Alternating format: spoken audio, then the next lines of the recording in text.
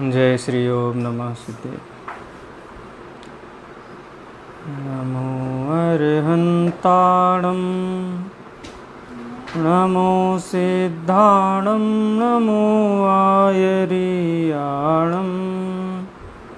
नमो वज्रायाणं नमो लोये सवसाहूणम् नमः श्रीवर्धमानाय निर्धूतकलिलात्मने सालोकानां त्रिलोकानां यद्विद्यादर्पणायते। संलेखना अधिकार पर अपनी चर्चा चल रही थी। 123वें नंबर के छंद पर कल चर्चा हुई थी कि जो साधक जीव हैं, जिन साधक जीवों का जीवन तपमय होता है, तो उनका अंत समय पर यथाशक्ति अंतःक्रियाकरणम माने अंत समय में क्रियाधिकरणम माने संलेखना, यानी सत स्वरूप वस्तु का विचार करते हुए ही मरण होता है। और वास्तव में मरण शब्द भी उपचार है। मरण तो किन का होता है? अज्ञानियों का होता है। ज्ञानियों का तो मरण होता ही नहीं। जो मानता है उसका मरण होता है। तो वस्तु के स्वभाव में तो मरण है नहीं कहीं। किसी भी वस्तु का नाश नहीं होता है। सभी वस्तुएं अनादि निधन, पंडित टोडरमल जी ने कहा ना, अनादि निधन मर्यादा सहित हैं सभी वस्तुएं। अनादि निधन वस्तुएं अपनी मर्यादा सहित परिणमित होती हैं, नष्ट नहीं होती हैं। जीव भी नष्ट नहीं होता, देह भी कहाँ नष्ट होती है, वो भी पुद्गल परमाणु है, औदारिक वर्गणा रूप है, औदारिक वर्गणा ही रूप रहते हैं वो हैं। तो इस प्रकार से अंतः क्रियाधिकरणम माने अंत समय में समाधि मरण या संलेखना होती है। वास्तव में तो संलेखना शब्द है। सत स्वभाव का विचार करते हुए प्राण छूटते हैं या देह परिवर्तन होता है, लेकिन जगत में देह और चेतन के वियोग को मरण संज्ञा दी गई है। इस अपेक्षा से वो मरण है। और समाधि है, अधि माने अपने में, सम माने समता भाव पूर्वक अपने में रहना। मरण के समय क्या करना? अपने में रहना। कैसे रहना? समता भाव पूर्वक रहना।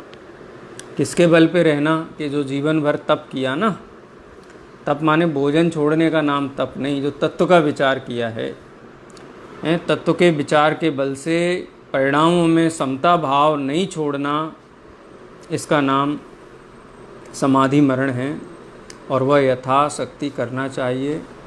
उसकी यहाँ पर आचार्य ने प्रेरणा दी है, प्रयतितव्यम, प्रयत्न करना चाहिए। ठीक है।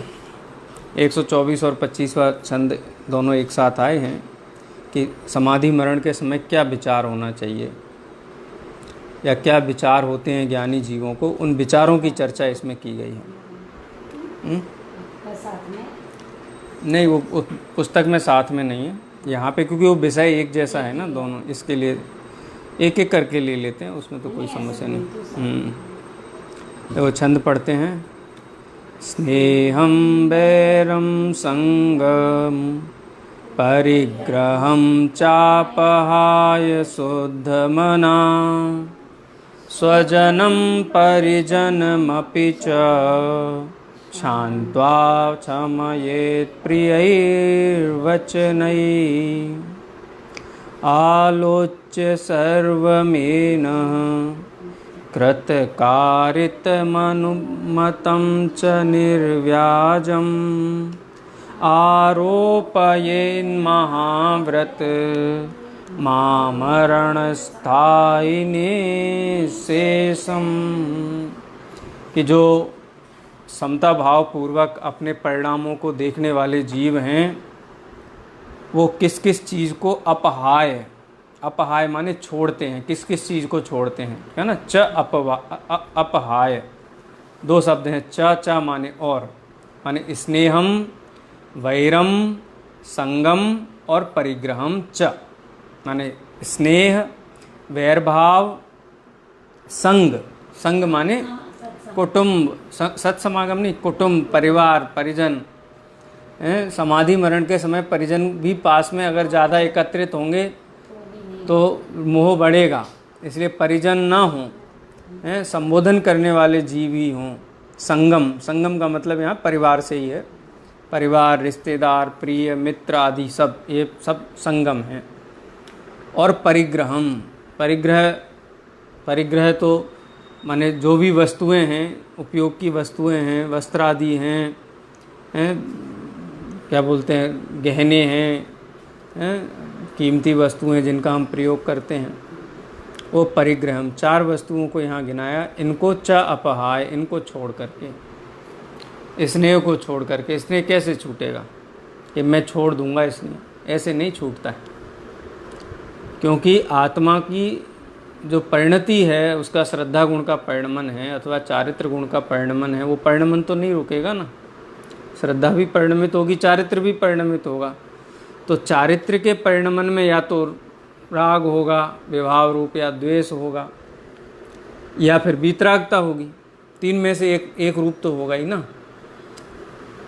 और राग द्वेष इन दोनों के अभाव पूर्वक वीतरागता रहे, माने अधिक भाव वीतरागता का रहे, भले ही वीतरागता प्रकट रूप ना रहे लेकिन वीतरागता की रुचि रहे, समता भाव की रुचि रहे। जगत की वस्तुओं के प्रति, परिवार कुटुंब के प्रति, संपत्ति के प्रति, इनके प्रति जो स्नेह है, वो स्नेह जो चारित्र गुण की विकारी पर्याय है, वो एक ही वस्तु के आधार पर उसको अपन अपहाय माने छोड़ सकते हैं। वो है तत्व का विचार, स्वरूप का विचार, पंच परमेष्टि के स्वरूप का विचार। तो स्नेह, हम सबसे पहले तो स्नेह कहा। सबसे ज़्यादा मजबूत कसाय कौन सी है? हैं?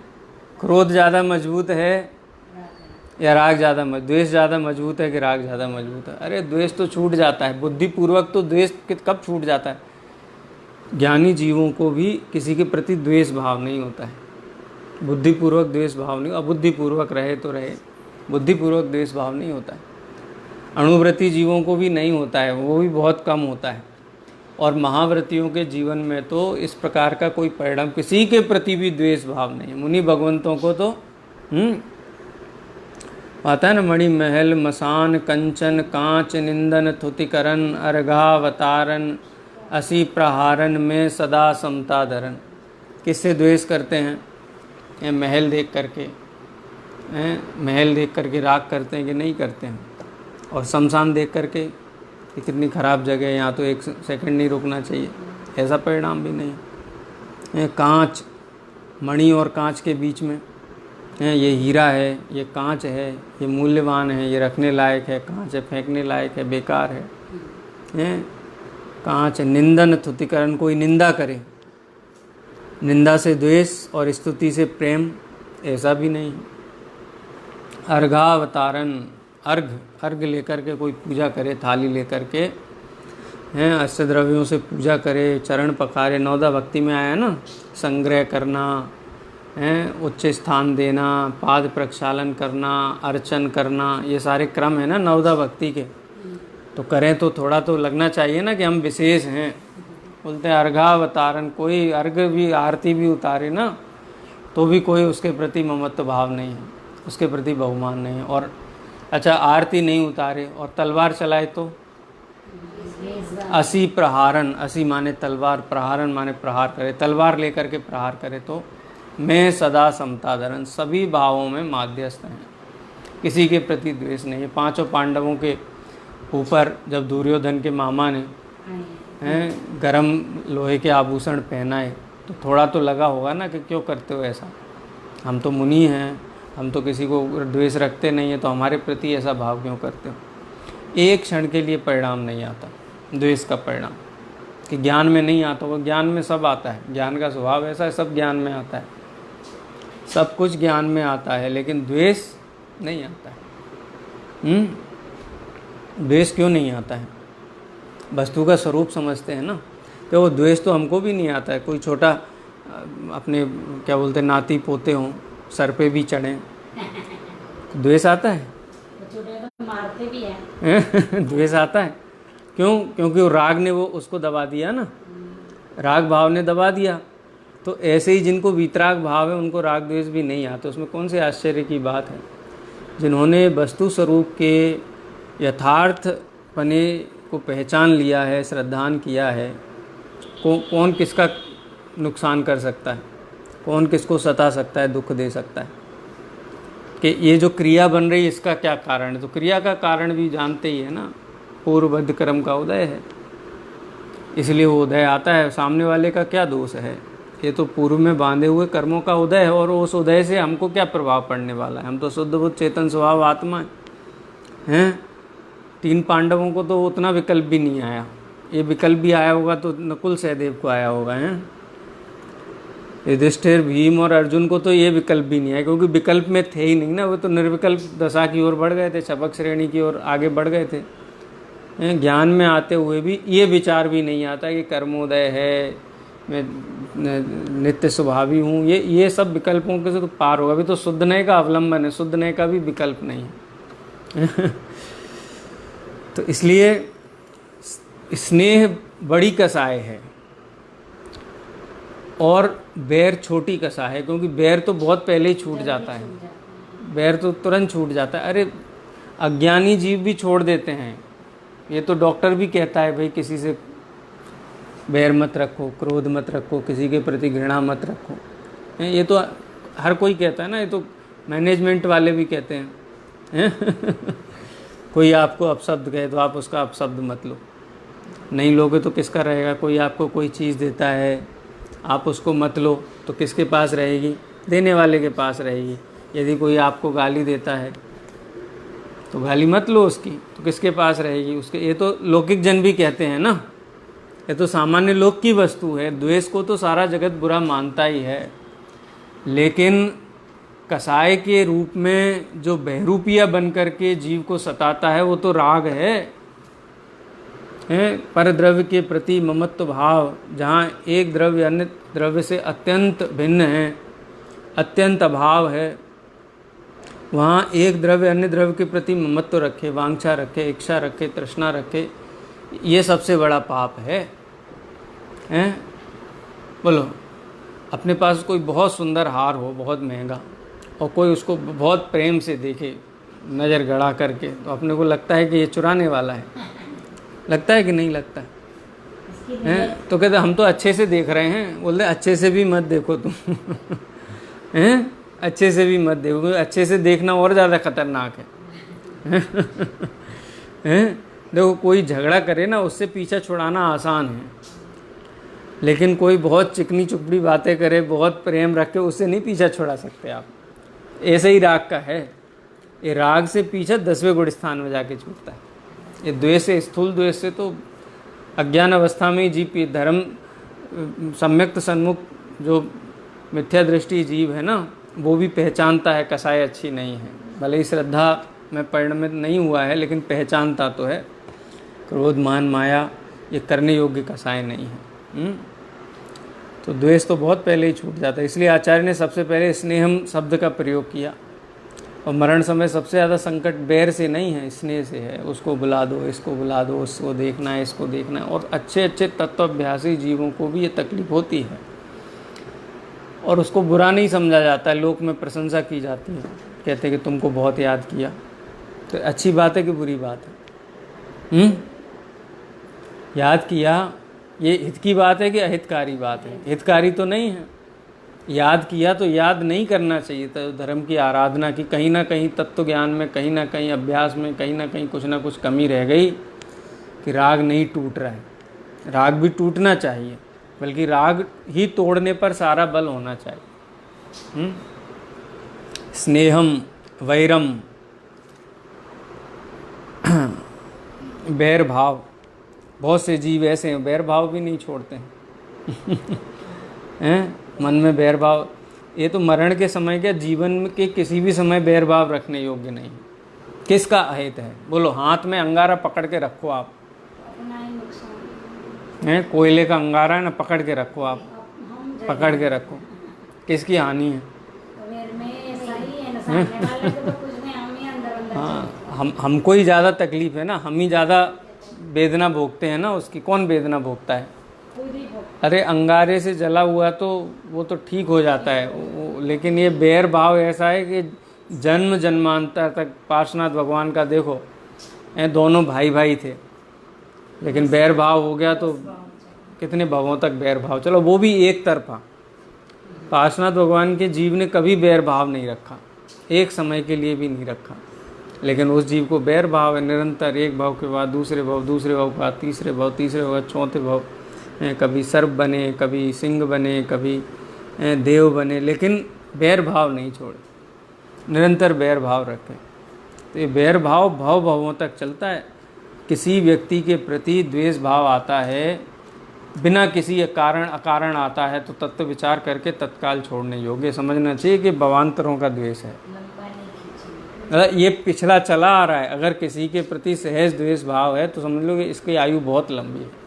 कारण तो कुछ ना कुछ मिल जाएगा, ढूंढ लेंगे हम, लेकिन द्वेष भाव है, इसका मतलब है कि पूर्वबद्ध जो हमारा बैर है वो नहीं छूटा है, सहज होता है। अपन प्रथमान योग की कहानियाँ पढ़ते हैं ना, कि जिनमें प्रेम भाव होता है वो भावांतर में मिलते रहते, और जिनके प्रति द्वेष भाव होता है वो भावांतर में। नो कर्म नहीं छूटते जीव के। अपन तो ये सोचते हैं कि मरण होगा तो नो कर्म छूट जाएगा, दोनों मिलते हैं। ये शरीर अचेतन नो कर्म तो छूट जाता है, घर मकान छूट जाएगा, लेकिन जो 3 प्रकार के बताए थे ना परिग्रह, अपन ने चर्चा की थी ना, चेतन, अचेतन और मिश्र, समय सार में जो आया था ना, 3 प्रकार के पदार्थों में ये मैं हूँ, मैं ये हूँ, ये मेरे हैं, मैं इनका हूँ, ऐसे ही जो द्वेष भाव है ना, ये भी भावांतरों में चलता रहता है चेतन जीवों, और वो मिलते रहते हैं। नरक में मिल जाएंगे जा कर के, तिरंच गति में मिल जाएंगे जा कर के, मनुष्य गति में मिल जाएंगे, देवों में मिल जाएंगे, लेकिन ईर्ष्या भाव नहीं छूटता है। किसी के प्रति ईर्ष्या भाव है तो तत्व विचार के बल से तत्काल छोड़ने योग्य, बैर भी धारण नहीं करना चाहिए। और मरण के समय ये कसाएं और तीव्र होती हैं, ऐसा नहीं कसाएं छूटती हैं, बल्कि तीव्र होती हैं। तत्व का अभ्यास ही नहीं होगा तो कसाएं नहीं छोड़ सकता।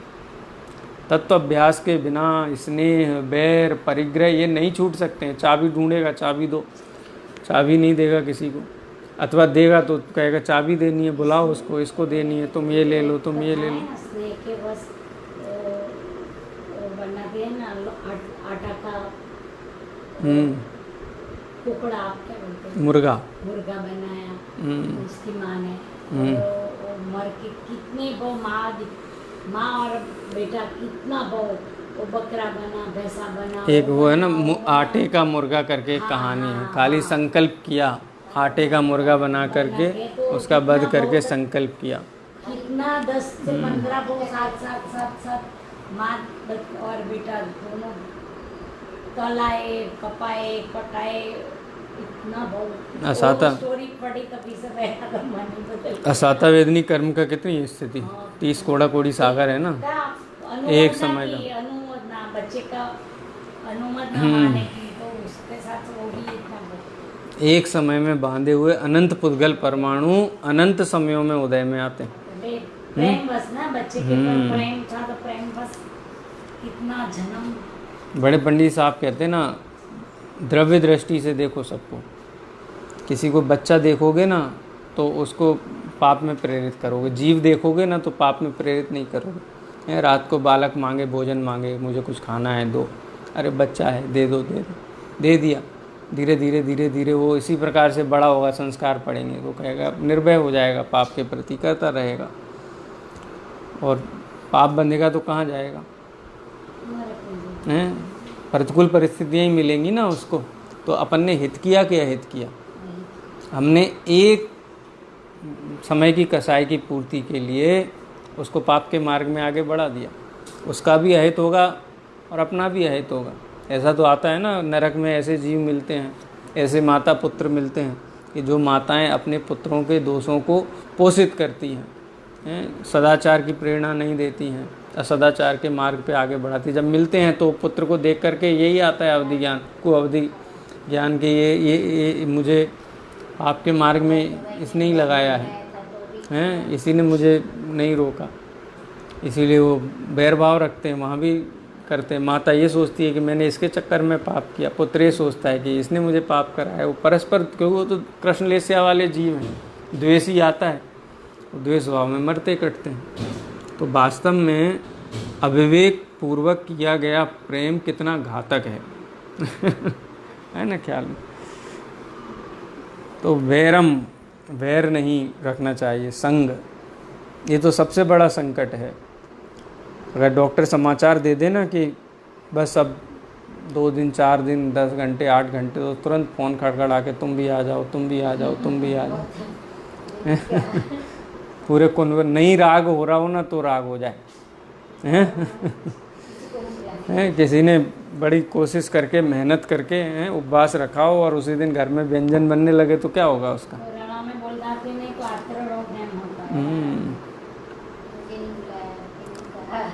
मतलब लोकाचार जीव के लिए कितना अहितकारी है, इसलिए लौकिक क्रियाओं में भी अनुशासन होना चाहिए। देखो सहज में आए संबोधन दे बात अलग है, लेकिन संकल्प पूर्वक संगम परिग्रहम एक काल में बहुत हो गया। पहले तो दूर दूर रहते थे ना, मर जाते थे तो भी कोई नहीं आता। अच्छा तो पहले इतना साधन सुविधा नहीं थी, तो पहले हमने देखा है बाजू के गांव में रहते थे तो कोई मर जाता तो दौड़ के नहीं आते थे। सही बात है। अभी गाड़ियाँ लेके सब फैमिली भर भर के आ जाते, ऐसे कोई बीमार है सीरियस है तो सब आ जाए। पहले ऐसा नहीं था, हमने देखा है ना, पहले इतनी गाड़ियाँ नहीं चलती थी, साधन नहीं था, छोटे थे तो देखा है कोई नहीं आता था, तो नहीं था पहले। आचार्य अमृतचंद्र देव समंतभद्र देव की आज्ञा है कि छोड़ना, संग माने जिनके प्रति रति है, राग है, जिनके प्रति स्नेह है वो छोड़ना। परिग्रह माने वस्तुएं हैं, वस्तुओं के प्रति भी ममत्व छोड़ना। च अपहाय, इनको छोड़ना। कैसे छोड़ना?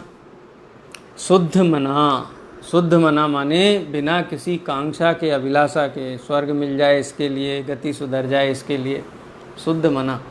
तो लालच में किया गया धर्म तो धर्म नहीं है, कर्णनियोग की दृष्टि से भी नहीं है, और लौकिक दृष्टि से भी कोई मतलब के लिए कोई कार्य किया जाए, वस्तु का स्वरूप विचार करके करना चाहिए।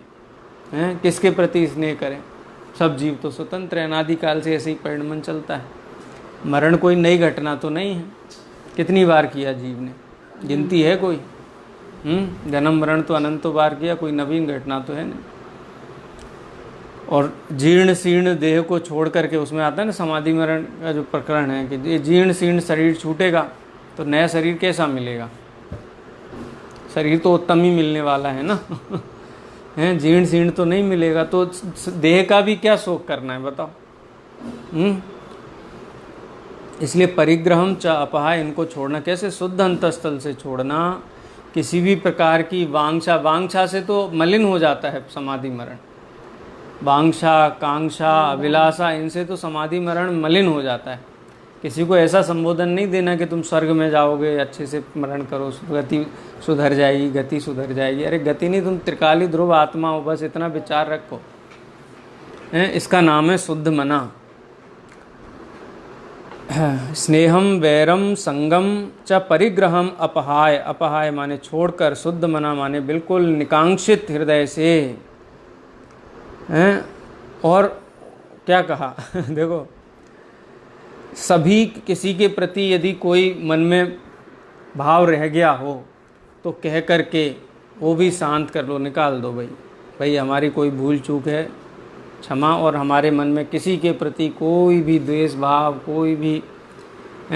कोई भी हमारे मन में कुछ नहीं है। सब वो है ना, खम्मामि सव्य जीवे सव्य जीवा खमंतु में, खामेमि सव्य जीवे, मैं सब जीवों को क्षमा करता हूँ और सब जीव मुझे क्षमा करें। किसी के प्रति कोई राग, कोई द्वेष, किसी प्रकार का कोई मलिनता नहीं है। स्पष्टता के साथ शांत्वा स्वजनम परिजनम अपि। स्वजन माने परिवार, स्वजनम और परिजनम है।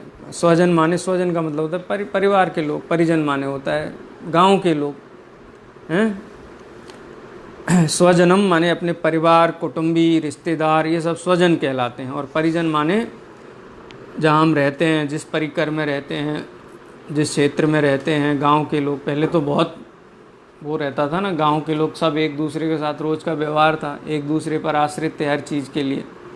आजकल जैसे सब अहमिंद्र तो नहीं थे आजकल तो सब अहमिंद्र हैं, किसी से कोई बात भी नहीं करे तो भी किसी का काम रुकता नहीं है। लेकिन गांव में ऐसा था ना कि लोग बहुत निकटवर्ती होते थे, रोज़ मिलना बैठना, 2 दिन नहीं मिले तो घर पहुंच जाते थे हालचाल पूछने के लिए, भाई क्या हुआ, मिले नहीं, दिखाई नहीं दिए, तबीयत तो ठीक है। तो परिकर में रहने वाले माने जिन लोगों से रोज़ मिलना जुलना उठना बैठना है उन लोगों से। क्षांत्वा माने क्षमा कराकर, क्षमा कराकर माने कि वो उन मतलब वो हमको क्षमा करें, वो हमको क्षमा करें। किसी के मन में कोई किसी भी प्रकार का भाव नहीं रहे। अपने मन का विकल्प है तो विकल्प छोड़ने की प्रक्रिया मात्र है। अगर मन में कोई विकल्प है मरण के समय तो निरंतर चलता है। देखो क्या होता है ना, मेडिकल साइंस की दृष्टि से भी देखो कि जब शरीर बहुत प्रतिकूल होता है ना तो एक विचार अगर मन में आए ना तो उसी का निरंतरता रहती है, उसी पे ही चिपका रहता है, जीव छोड़ता नहीं। जैसे एक शब्द बोलेगा तो वही बोलता रहेगा, वही बोलता रहेगा, वही एक बात है तो वही ये होता है। ये यानी ये जैसे बुआ जी की तबीयत खराब थी ना, साइकेट्रिस्ट को दिखाते थे तो वो बोलता था अल्जाइमर है। तो अल्जाइमर का एक ये प्रॉब्लम है कि वो एक जो मन में आएगा ना वही चलता रहेगा, शब्द मुंह में आएगा तो वो बोलती रहेंगी, विचार आएगा तो वही विचार चलता रहेगा, वो चेंज नहीं होता। तो इसलिए कहीं किसी के प्रति भी कोई भी परिणाम अगर अटक गया हो तो क्षांत्या माने क्षमा करा करके वो आकर के क्षमा मतलब कर दे कि भाई हम हमारे प्रति आपके प्रति हमारे मन में कुछ नहीं है, आप बिल्कुल निश्चिंत रह करके शांत परिणाम तत्व विचार करो, हर्ष उल्लास पूर्वक इस घड़ी का कहना चाहिए कि वो करो, समाधि मरण संलेखना करो, परिणामों का अपना विचार करो। किसी भी प्रकार का कोई भी आपके प्रति कोई हमारे मन में कोई विपरीत परिणाम नहीं। इसका मतलब है क्षांत्वा क्षमा कराकर। और क्षमयेत कि जो समाधि ले रहा है, जो संलेखना अधीन जीव है, वो भी स्वयं क्षमा करे, अन्य को भी क्षमा करे। अपने मन में भी किसी भी प्रकार के, कई लोग ऐसा कहते हैं हमारे प्राण भी निकलेंगे तो भी हम तुमको क्षमा नहीं करेंगे। ऐसा गुस्से में बोलते कि नहीं बोलते हैं? निदान बांधते हैं। तो ऐसा नहीं, क्या करना, क्षमयेत सभी जीवों के प्रति क्षमा भाव धारण करें। और कृतकारितम अनुमतम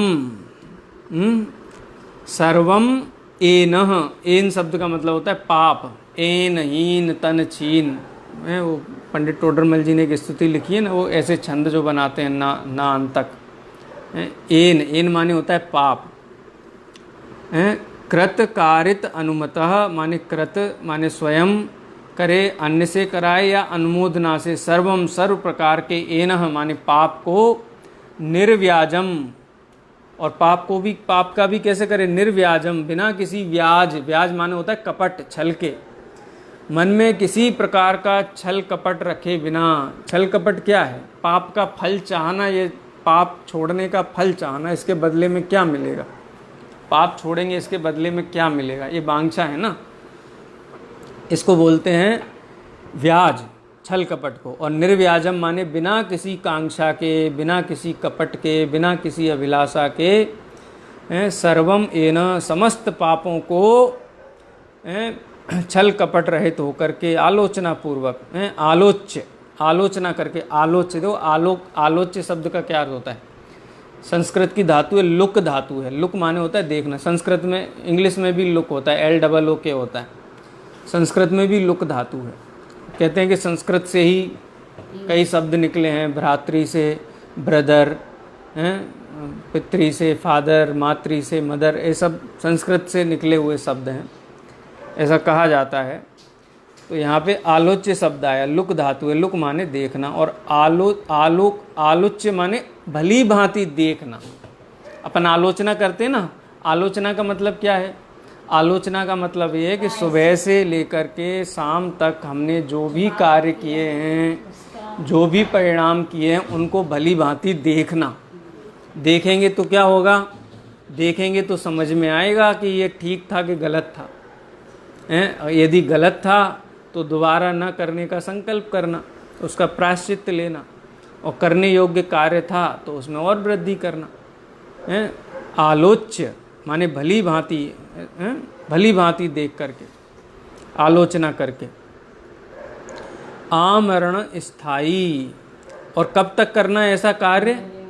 मरण पर्यंत। आमरण स्थायी, इस प्रकार से जो किए गए पांचों पापों के त्याग हैं, स्नेह है, बैर है, संग है, परिग्रह है, इनको शुद्ध मन से छोड़ना और सभी जीवों को क्षमा करना और स्वयं भी क्षमा धारण करना, कृत कारित अनुमोदना से सभी प्रकार के पापों को छल कपट रहित होकर के भली भांति विचार करके, आलोचना करके, मरण पर्यंत निःशेषम समस्त प्रकार से महाव्रतम आरोपयेत। किसके लिए है ये? अणुव्रति के लिए है। अणुव्रति मरण के समय किस प्रकार से करे कि महाव्रतम आरोपित, महाव्रतों की भांति माने उस समय को व्यतीत करे। जैसे मुनि भगवंत सर्व प्रकार के सटकाय जीवन हननते सब विधि दरव हिंसा टरी, सर्व प्रकार से पापों को चाहे सूक्ष्म हो चाहे स्थूल हो, संकल्प पूर्वक सभी प्रकार के पापों को छोड़ करके महाव्रतम आरोपयेत, मानो कि महाव्रत ही धारण कर लियो, मरण पर्यंत उन महाव्रतों को ना छोड़े। तो ये समाधि मरण के समय क्या करना चाहिए, बहुत सुंदर ढंग से आचार्य ने एक एक पॉइंट में बताया, क्रम से क्या क्या छोड़े। स्नेह, वैर, संगी साथी जो परिवार है वो उसके प्रति अनुराग। मरण पर्यंत का मतलब मरण समय जिनका अंत आया है ना, वो मरण पर्यंत माने उस संलेखना को जो धारण किया है ना, इसको निरंतरता रूप से रखें, इसको मरण तक। लेकिन वो कंडीशन 122वें नंबर के श्लोक की रखना है, निप्रतिकारे, स्थिति ऐसी बन गई हो कि जहाँ पर जीवन की रक्षा संभव ही ना हो, न्यायोचित, न्याय, नीति और भक्ष्यपूर्वक, इन तीनों की मर्यादा का पालन करते हुए प्राण रक्षा संभव नहीं हो, कि अन्न नहीं हो, मांस हो, तो प्राणों की रक्षा हो सकती है ना मांस भक्षण करके, तो करना चाहिए कि नहीं करना चाहिए? कि प्राणों की तो बोले वो नहीं, किसी भी अन्याय, अनीति, अभक्ष्य की मर्यादा रखते हुए माने इनको ग्रहण ना करते हुए यदि प्राणों की रक्षा संभव हो, निप्रतिकारे, उनका प्रतिकार करना संभव हो तो प्रतिकार करना चाहिए, लेकिन अन्य के प्राणों का घात करके प्राण की रक्षा नहीं करनी चाहिए। हैं? हो गया? अच्छा अच्छा।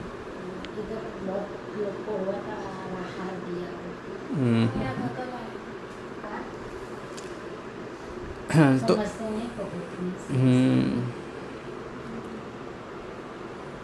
तो इस प्रकार से मरण पर्यंत का मतलब ये है कि जहाँ पर प्राणों का रक्षण संभव ना हो, इस स्थिति की बात है। ये तो संकल्प पूर्वक रहना चाहिए।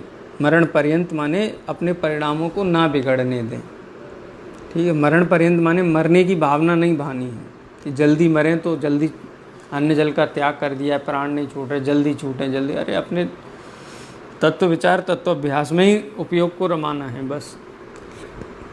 और निःशेषम समस्त प्रकार से महाव्रतम आरोपयेत, महाव्रत धारण करें, ठीक है। इस प्रकार से बहुत विस्तार से आचार्य ने 124 और 125वें नंबर के छंद में इसकी चर्चा की, क्या क्या छोड़ना चाहिए और परिणति कैसी होनी चाहिए, और जो मूल कर्तव्य है इस समय का, मूल कर्तव्य को यहाँ पर अनुमोदना करते हैं। समय है ना, छंद पढ़ते हैं 126 नंबर का। शोकं भयमवसादं क्लेदं कालुष्यमरतिमपि हित्वा सत्वोत्साहमुदीर्य च मनः प्रसाद्यं श्रुतैरमृतैः। प्रसाधन करना चाहिए। प्रसाद्य, प्रसाद्य माने प्रसन्न रखना चाहिए। प्रसाधन का मतलब प्रसाधन करते हैं। कहीं जाते हैं ना शादी ब्याह में तो क्या करते हैं, किसी फंक्शन में जाते तो क्या करते हैं, प्रसाधन करते कि नहीं करते, अपने तो हाँ, तैयार होना है, हर्षित चित्त होकर के तैयार होना। तो ऐसे ही समाधि मरण के काल में प्रसाद्यम माने प्रसन्न, तैयार होना चाहिए। उसी के संबंध में कहते किस प्रकार से, शोकम भय अवसादम क्लेदम कालुष्यम अरतिम अपि हित्वा, हित्वा माने छोड़ करके। किस किस को छोड़ना चाहिए, शोक को छोड़ना चाहिए। कई लोग कहते हैं अब तो क्या है, अब तो बस इंतज़ार कर रहे हैं कब प्राण निकलें, कब प्राण निकलें। तो बोलते नहीं, शोक नहीं करना, शोकम हित्वा, शोक को छोड़ना चाहिए। भयम, भय को छोड़ना चाहिए। अवसादम, डिप्रेशन नहीं होना चाहिए, विषाद नहीं होना चाहिए मन में, निरंतर खेद नहीं बरतना चाहिए। क्लेदम, क्लेद माने होता है प्रेम, स्नेह, ग्रद्धता, किसी वस्तु की ग्रद्धता नहीं होनी चाहिए। और कालुष्यम माने परिणति में कसाय की तीव्रता, क्रोध, मान, माया, लोभ, हास्य, रति, अरति, शोक, भय, जुगुप्सा, इन कसायों, कालुष्य, इन कसायों की कालिमा नहीं होनी चाहिए। अरतिम, और अरति भी नहीं होनी चाहिए। अरति हैं, अब तो हमारा मन ही नहीं लगता किसी चीज़ में, अब तो कुछ सुनने का भी मन नहीं करता है, विचार करने का भी मन नहीं करता है, चर्चा करने का भी मन नहीं करता है। ऐसी अरति नहीं होनी चाहिए। जैसे जीवन सामान्य था ना, ऐसे ही सामान्यवत अनुभव करते हुए अरतिम अपि हित्वा, अरति को भी छोड़ करके, ये तो किस किस को छोड़ना चाहिए उसकी बात हुई। और रखना क्या क्या चाहिए, सत्व माने बल रखना चाहिए। मन वचन काय को एकत्रित करके अपने बल को और उत्साह को बढ़ाना चाहिए। कोई अपने निकट भी आए ना तो उसका भी चित्त प्रसन्न हो जाए कि हाँ ऐसा जीवन होना चाहिए, इतना उत्साहमयी जीवन होना चाहिए। सत्व उत्साहम उदीर्य माने बल और उत्साह को प्रकट करके मुख पर दिखना चाहिए। जैसे बनारसी दास जी को है ना, मोह ज्ञान को तक्का हाथ मार यरि मोहना, चले बनारसी दास देर नहीं, अब हमको नहीं भटकना संसार में, हम तो जा रहे हैं भाई। ये पंचम काल मिला है ना, अब ये पंचम काल में हम दोबारा नहीं लौटेंगे, ऐसे काल में नहीं लौटेंगे जहाँ पे जीव भव का अभाव नहीं कर सके।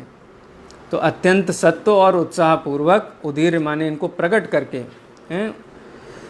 और क्या करना चाहिए, श्रुतई अमृतई, शास्त्र रूपी अमृत को, श्रुत माने आगम शास्त्र, जिनेन्द्र भगवान की वाणी, श्रुतई अमृतई, शास्त्र रूपी अमृत के द्वारा उसका पान करना चाहिए। पहले भी आया था ना प्रोषद उपवास में कि सर्व चीज़ें छोड़ करके एकमात्र आगम रूपी अमृत का पान करना चाहिए। आगमामृत शब्द आया था, यहाँ पर श्रुतई अमृतई शब्द का प्रयोग किया, क्योंकि श्रुत रूपी अमृत से जो भी चीज़ें यहाँ छोड़ने योग्य बताई हैं ना, वो उसी के बल से छूटेंगी। समझ में आएगा तो ही छूटेंगी ना, समझ में नहीं आएगा तो कैसे छूटेंगी। तो श्रुत में चित्त लगाने से ये जो भी छोड़ने योग्य, कहते हैं ना तत्व का अभ्यास करो, तत्व की आराधना करो, जो छूटने योग्य सब छूट जाएगा, रहेगा नहीं। लेकिन ये छोड़ना कुछ छूटता नहीं है, ये छोड़ूं वो छोड़ूं, ऐसी खींचातानी नहीं होती है। ये खींचातानी से त्याग नहीं होते, त्याग सहज होते हैं, समझ से होते हैं।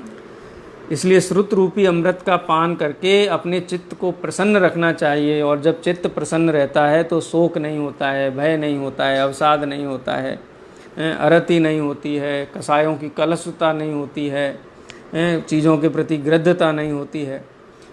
ये मरण के समय ही होनी चाहिए कि पूरे जीवन भर होना चाहिए ऐसा?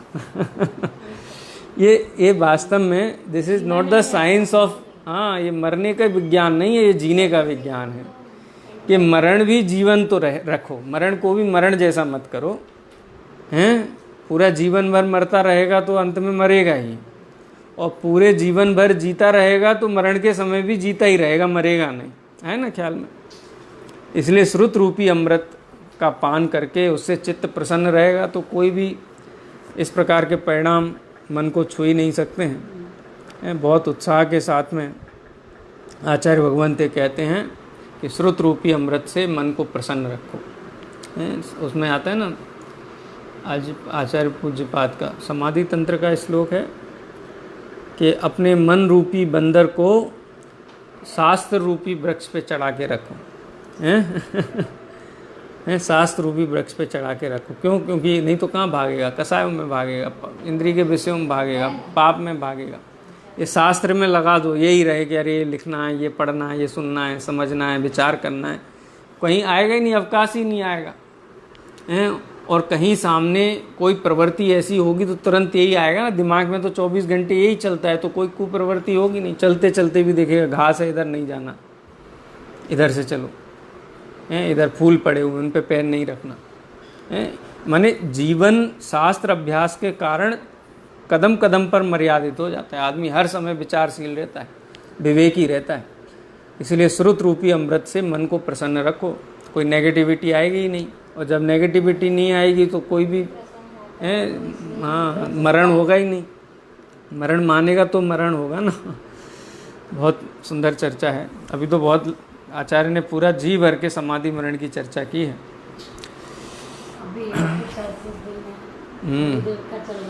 हाँ, उसमें भी ये प्रकरण है। निज निधि निज में बताई यह अनंत उपकार है, इसके लिए जिन वाणी माँ को वंदना सतवार है, वंदना सतवार।